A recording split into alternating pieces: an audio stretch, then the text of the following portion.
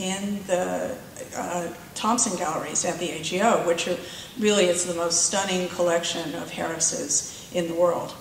And then she had an idea that she would go to Steve and ask him to curate this exhibition. And Steve said he's been asked to do things like this before, but usually turns it down. But this one, he thought, I know, I can do this. And again, why the hammer? We're a museum in Los Angeles that has a real bent towards contemporary emerging artists, but we also show underrepresented artists. And it's very strange when you say that Harris is an underrepresented artist, because everyone in Canada goes, what are you talking about? I discovered that I have colleagues across LA who are secret Canadians. I had no idea they were Canadian, but when they said, what are you working on? I said, there's this artist, he's Canadian, his name's Lawren Harris. And they said, Cindy, I'm Canadian. So they knew that this artist was, they've known about him since their childhoods. But most Americans that I have spoken to, unless they lived in Canada for a long time, were married to a Canadian, or were secret Canadians, they didn't know about Lawren Harris. So it's been quite a revelation. You'll see that Harris paintings, we got these loans from all across Canada, from major institutions. Harris was very dedicated during his lifetime to placing his work in institutional collections across Canada, and usually arranged gifts or sort of purchases that he felt like they really should be sprinkled throughout these institutions. So everything from Art Gallery of Ontario to the Vancouver Art Gallery to the museum in Saskatoon is in this exhibition. You'll also see that he worked in pretty much two sizes. There are these large canvases, and then these smaller, what Canadian art historians call sketches, that are actually oil sketches on board. And he also did drawings, and he did drawings in sketchbooks from the site in nature, like many landscape artists do. So we traveled throughout Canada, which is a very big place. Not as big as Alaska, it seems, but it's pretty big. We traveled and looked at works in galleries, in storerooms, just try to see absolutely everything that we could see for inclusion in the exhibition. This is a picture of us in Ottawa, right in front of the City Hall, I believe, and Steve in front of one of the great paintings in the exhibition I'll show you a little bit later, called Isolation Peak, that's at the University of Toronto. So, as most of you probably know, you have a lot of work to prepare for an exhibition. The paintings are not there yet. They're in their institutions or collections outside, and you have to try to figure out how to lay them out in a gallery. So you work with a model, foam core, and little reproductions of the paintings, and we went through it all, and then you drive your prep staff crazy by changing your mind when they're all on the floor. We had a very specific idea, and especially Steve, about what white to use. Our galleries were already painted white, but it looks like they're performing some sort of strange ritual. But these are our prep guys with white color tests, and we ended up choosing a paint called Super White, which unfortunately didn't have the great name that we wanted, but it was the right paint. So this is just a picture of, at the opening, that's Andrew Hunter, who is the curator who worked with me and with Steve from the AGO, and that is Lawren Harris's grandson, Stu Shepard, who lives in Vancouver and who came for the opening. So who was Lawren Harris and what was his work like? I show you two early examples from 1909 and 1915. He was born in Brantford, Ontario in 1885, and he died in 1970 in Vancouver. He also lived for short periods of time in New Mexico and New Hampshire. He was the son of a very wealthy manufacturing family, and he was independently wealthy. And much of his influence on the arts was not only his own work as a painter, but his very deep belief in supporting artists and supporting their work, and he did that throughout his lifetime. Like most artists of his generation, he studied first in Europe. He lived in Germany for 2 years. He had a very academic, standard academic education with an emphasis on drawing from the model, drawing from nature, very sort of rigorous study. When he returned to Toronto, he would paint city scenes from his town. On the right, you see a sort of more impressionist style that he adopted during the teens. And at the left, this scene that is very different from that, but still that same sort of fleeting quality of light and weather. He was also interested very much in the street life of Toronto, of this area called the Ward, that was an inner city immigrant neighborhood southeast of the University of Toronto. He was very concerned with the poverty there and the sort of social issues of his day.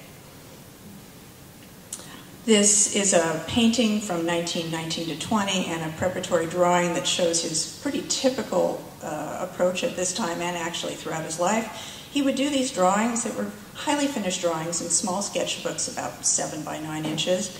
And he'd make notes to himself about color, about tone, ideas that he had, and annotated these drawings as sort of part of his working process.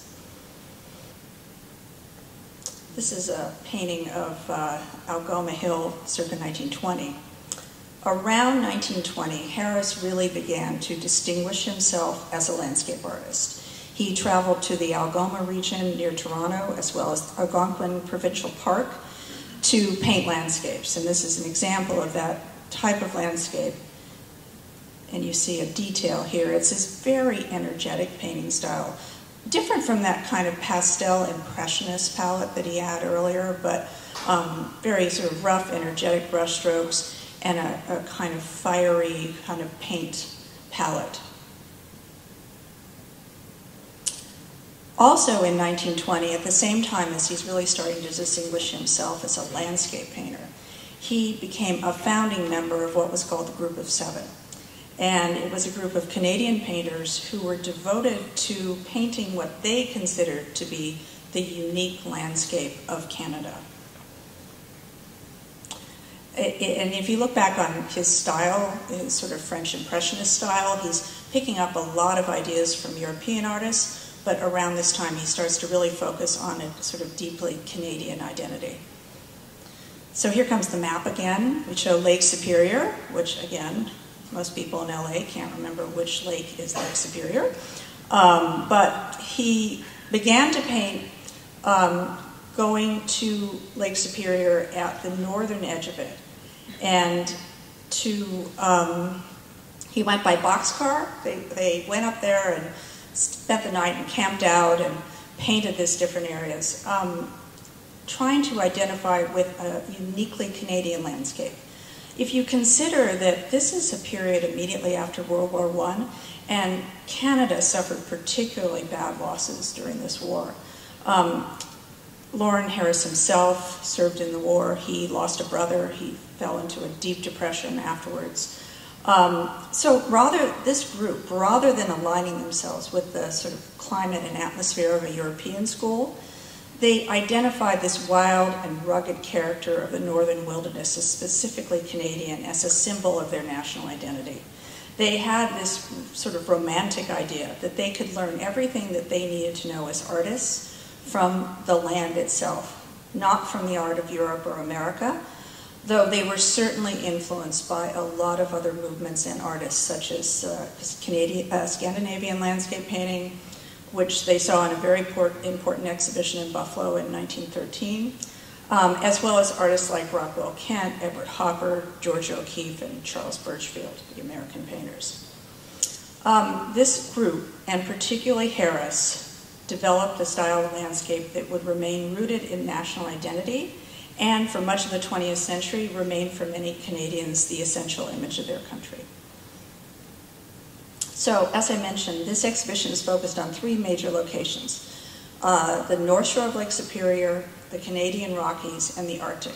He painted these subjects for a relatively short period during his life, from about 1920 to 35, but they are considered his most iconic works. Our title is based upon the following quote by Glenn Gould, the composer Glenn Gould, which I'll read. "I've long been intrigued by that incredible tapestry of tundra and taiga which constitutes the Arctic and subarctic of our country. I've read about it, written about it, and even pulled up my parka once and gone there. Yet, like all but a very few Canadians, I've had no real experience of the North. And the North has remained for me a convenient place to dream about, spin tall tales about, and in the end, avoid.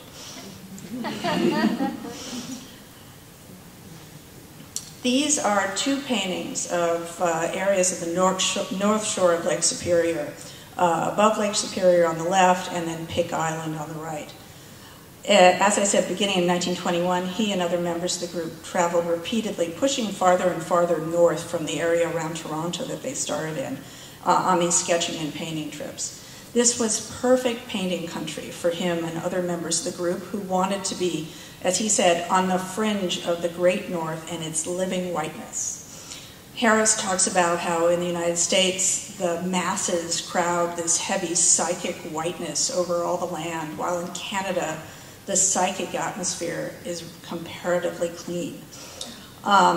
They're obviously very idealized views, although my colleague Andrew Hunter, who has actually been to the North Shore of Lake Superior, and I have not, said that the light here that looks very sort of imaginary with these great beams of sunlight flowing down is actually really looks like that. So we will have to take his word for it. So Harris is starting in drawing in nature. He takes his sketchbook with him. He sits on the side of a mountain. He draws these views over and over again.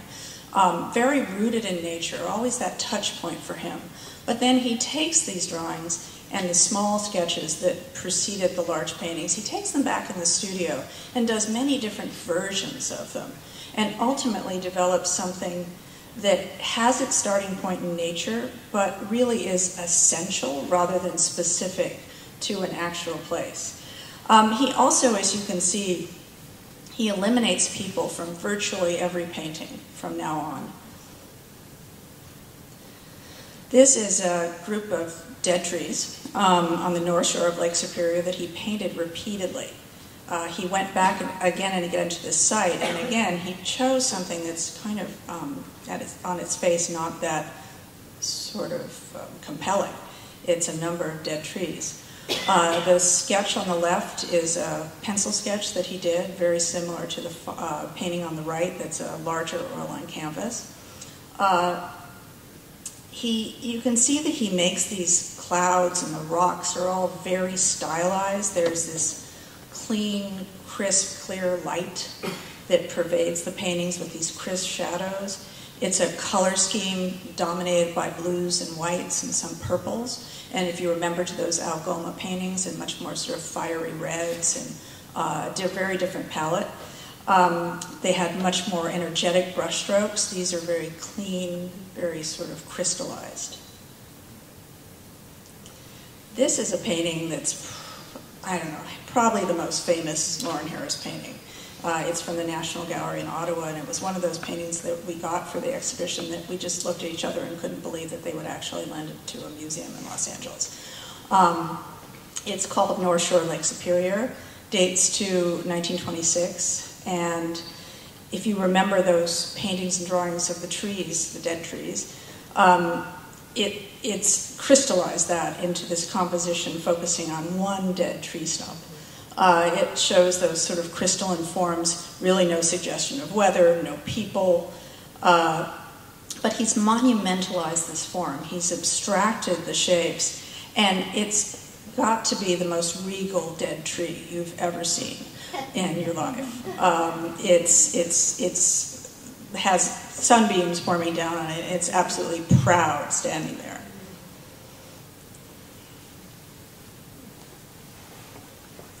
In 1924, Harris went to the Canadian Rockies for the first time, and he would continue going there really throughout his life. It was a very important place to him.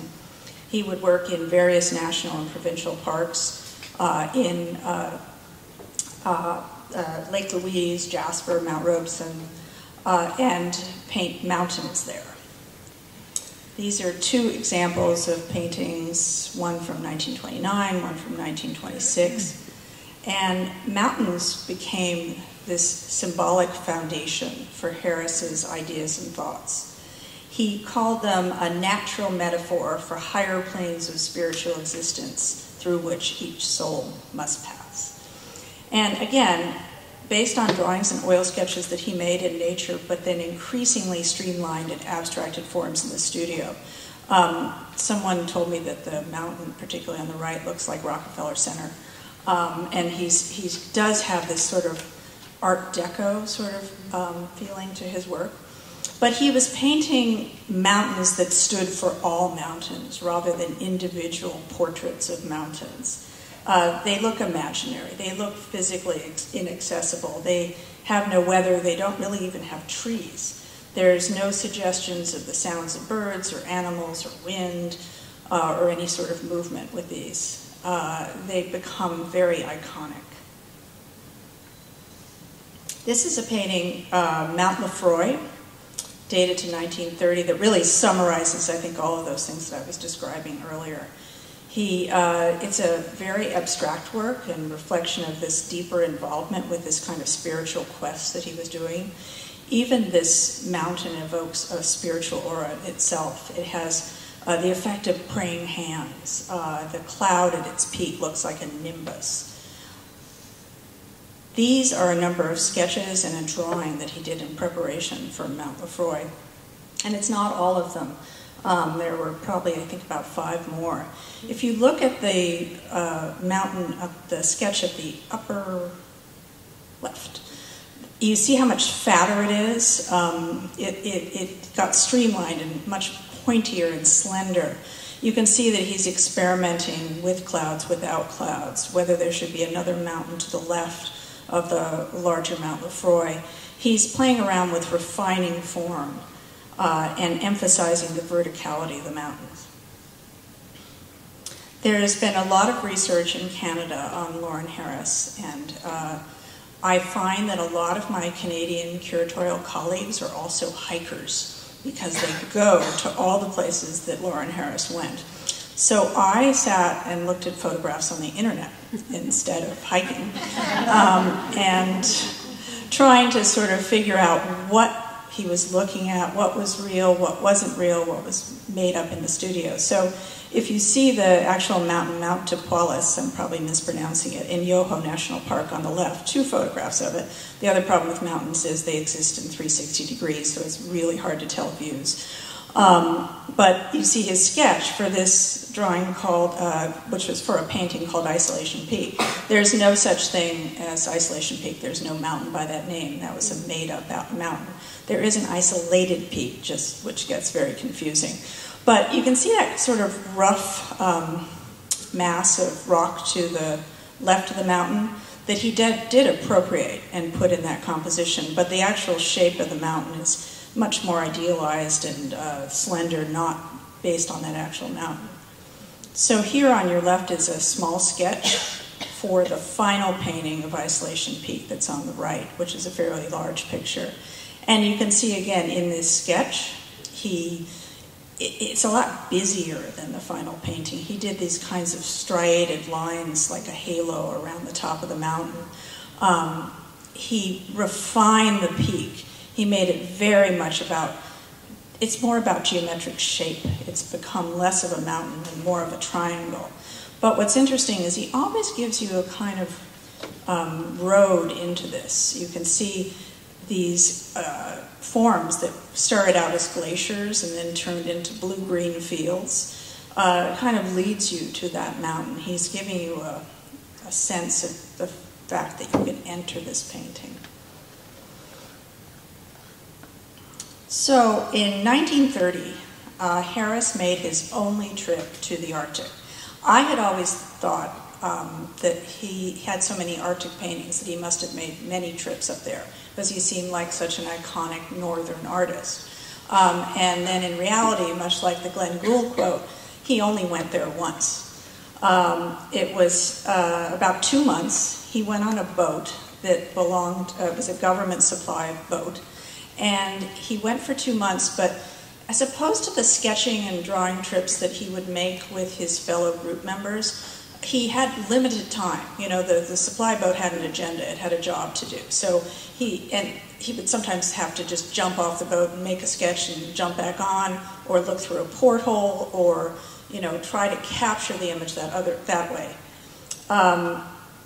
He also took photographs, and this is a photograph of the ship, the SS Boethic, near Baffin Island in 1930. And he took these photographs as well of various aspects, various parts of the landscape, as well as the ship. So Harris produced about 30 paintings from this trip. They were some of his really most successful work, and they were exhibited with great success upon his return to Toronto.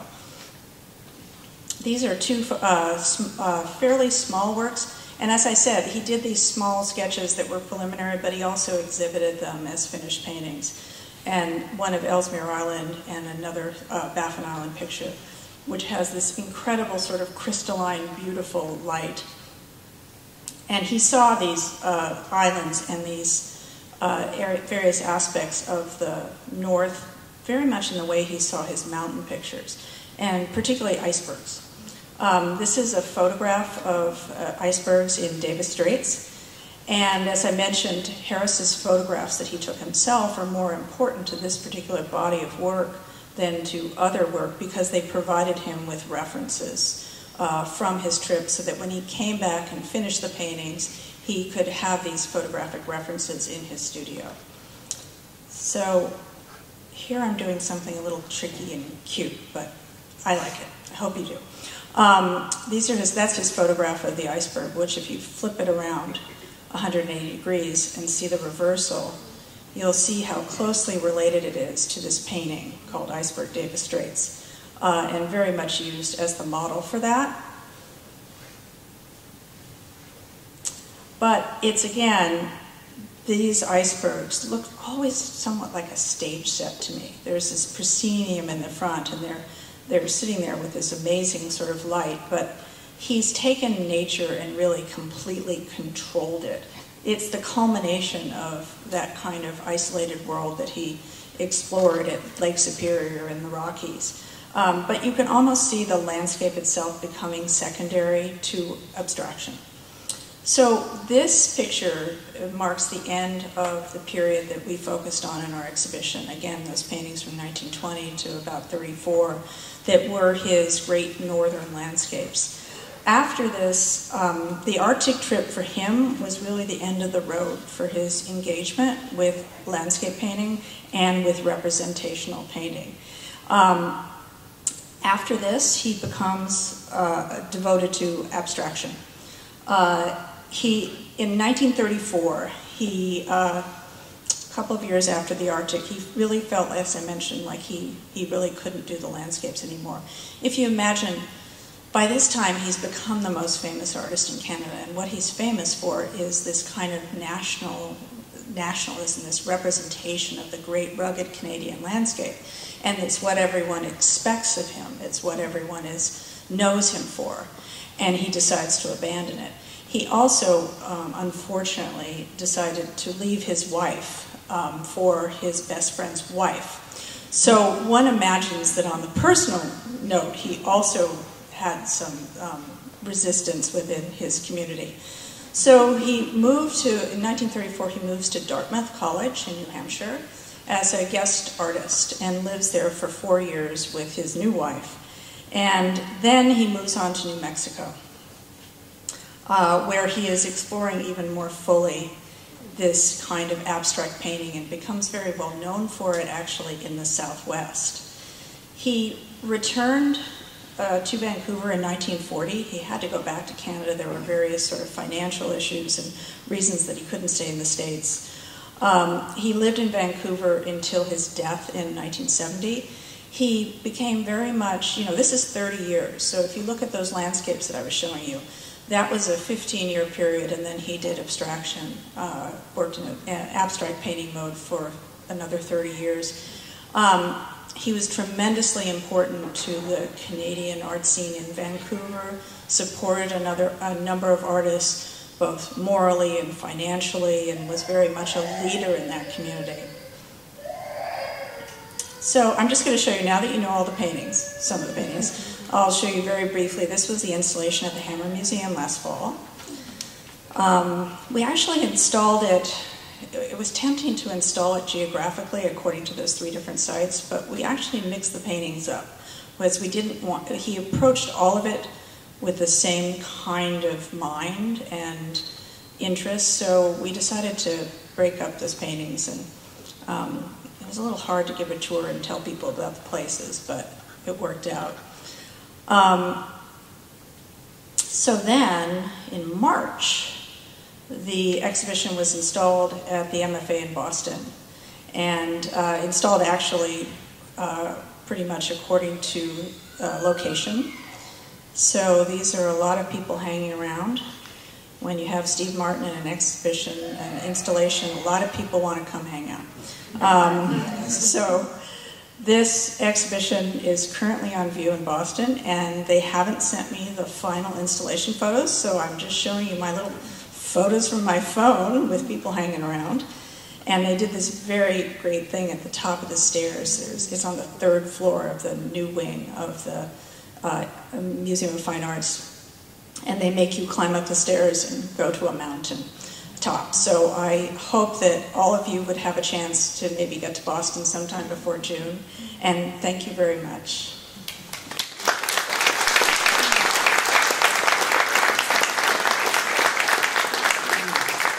And I'm happy to take any questions that you all might have. Yes? How did you decide on Boston's location? That's a really good question, and something I should have said. There's a curator at the MFA in Boston who has been trying to get Canadian painting into the sort of discussion of the art of the Americas. She's a curator of American art, but very much felt like Canadian painting should be part of this dialogue. And so she heard about this exhibition very early on. She'd been trying to acquire Lawren Harris paintings for the MFA. And it's virtually impossible now to buy a Lawren Harris painting. You can't get an export license for it out of Canada. They're considered national treasures. So she was so excited, and it was great. She was excited about the work. She knew the work. And she wrote an essay in the catalog. Her name's Karen Quinn. She wrote an essay in the catalog that talks about how actually Lawren Harris and the Group of Seven had a great deal of history in New England. And not in recent years, not in like for the last 50 years, there haven't been exhibitions. But the first Group of Seven exhibition in the States, I think, was 1922 in Worcester, Massachusetts. So she wrote an essay just talking about how this history of Canadian painting did at one time intersect. And now we tend to, when we discuss American paintings, we keep the United States very separate from Canada. So she was particularly interested in that. Other questions? Yes? Is the catalog available in our bookshop? I'm not sure. Someone from... sorry? It's not currently, but we could make that. It will be. How about that? Yes.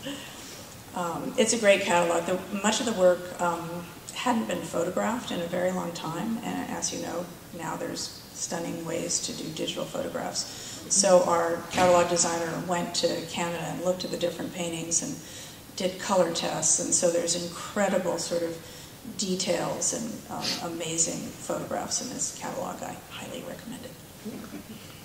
Did you include any of his drawings and or photographs when you were hanging the exhibition? Or did they only appear in the catalog? They're in the catalog. We didn't in LA or in New York, but we are at the AGO, at the Art Gallery of Ontario. We felt like we went through a lot of discussion about this because the drawings are really interesting, but we wanted to just do the first sort of foray into Lawren Harris, you know, an artist who the last time a painting of Lawren Harris's was shown in LA was in 1925, and there was one. So we just thought, let's just show the best paintings and kind of unadorned. But of course, at the AGO, everyone really feels like they know the work. So there's actually Andrew's crafting a very different sort of prologue and epilogue to the exhibition, and we're including a lot of drawings. Yes? Did he know Rockwell Kent? You know, this is an interesting question, and the great exhibition would be Lawren Harris and Rockwell Kent, as well as Arthur Dove, and, you know, they didn't talk about each other, but one suspects they just must have. And I did an exhibition on Charles Birchfield, who lived and painted his entire life in Buffalo, New York. It's right around the lake, you know, from Toronto. Charles Birchfield had 10,000 pages of diary, and he never once mentioned anyone except Everett Hopper, and he certainly didn't say he was an influence. So, you know, I think that the myth of, you know, springing up and not being connected to anyone else maybe pervades that. And there's certainly connections in the work, except what's interesting when you look at Rockwell Kent, a lot of times he has people, he still has a narrative.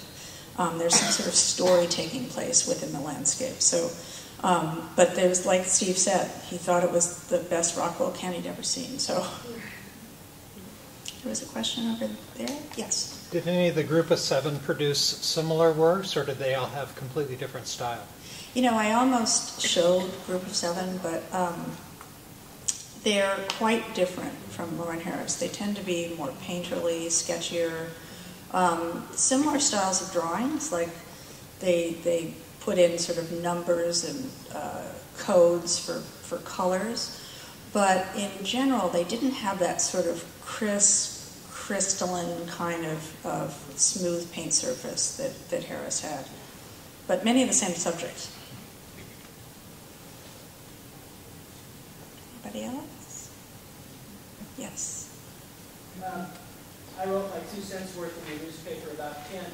Oh yes, that was great. Well, I said that